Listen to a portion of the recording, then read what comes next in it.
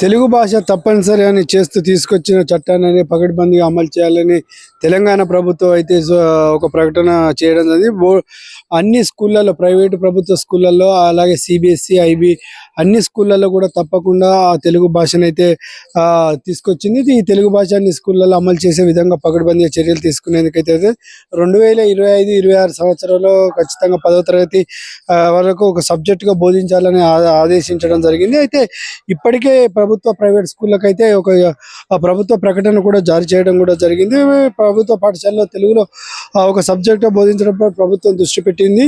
అయితే దీనికి తీసుకొచ్చిన చట్టాన్ని ప్రతిబంధంగా అమలు చేయాలని అన్ని బోర్డులు కూడా 2025-26 సంవత్సరం నుంచి 1వ తరగతి నుంచి 10వ తరగతి వరకు అయితే ఖచ్చితంగా ప్రతి ప్రైవేటు, ప్రభుత్వ స్కూల్లో ఇది తప్పనిసరి అని చెప్తున్న పరిస్థితి కనపడుతుంది. విద్యార్థులు తెలుగు భాషను అభ్యసించేలా చర్యలు తీసుకోవాలంటే ప్రభుత్వం విద్యాశాఖ కార్యదర్శికి అయితే సూచించడం కూడా జరిగింది. అయితే ఇప్పటికే 9, 10వ తరగతి పాఠ్యాంశాల వెన్నెల అనే తెలుగు వాచక పుస్తకానికి తీసుకొచ్చింది. దీని వినియోగానికి అయితే సంబంధించి పాఠశాల విద్యాశాఖ కార్యదర్శి యోగితారాణి మంగళవారం అయితే ఒక మెమో జారీ చేయడం కూడా, ఈ పుస్తకం ఆధారంగా సిబిఎస్ఈ, ఐసిఎస్, ఐబీ బోర్డుల ద్వారా 10వ తరగతి పరీక్షలు నిర్వహించాలని ఇటు సీఎం రేవంత్ రెడ్డి కూడా చెప్తున్న పరిస్థితి కనబడుతుంది. అయితే తెలుగు భాష మరుగున పడుతున్న నేపథ్యంలో తెలుగు భాష తప్పనిసరి అంటూ అయితే ఒక ప్రభుత్వ ప్రకటన అయితే జారీ చేయడం కూడా జరిగింది.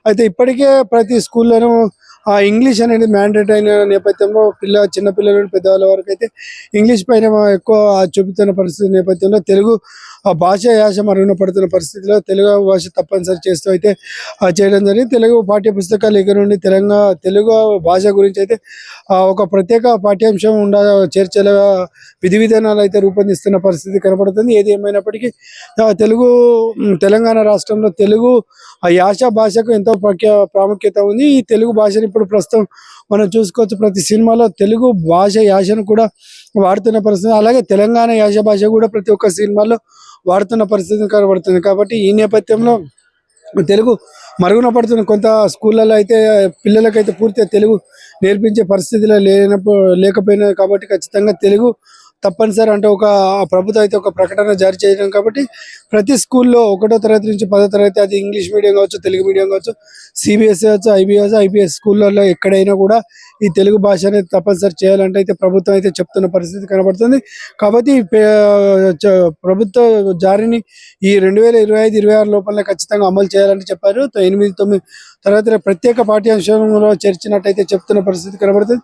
కాబట్టి తెలంగాణ యాస భాష అనేది కంపల్సరీ ప్రతి స్కూళ్ళల్లో ఉండేటట్టు చర్యలు తీసుకోవాలని ఇప్పటికే ప్రధానోపాధ్యాయులకు కావచ్చు, ఉపాధ్యాయులకు అయితే ప్రభుత్వం చెప్తున్న పరిస్థితి కనబడుతుంది. దీనిపైన విద్యాశాఖ కార్యదర్శి యోగితారాణి అయితే ప్రతి ప్రభుత్వ ప్రైవేట్ స్కూళ్ళకి అయితే ఒక ప్రకటన జారీ చేయడం కూడా జరిగింది.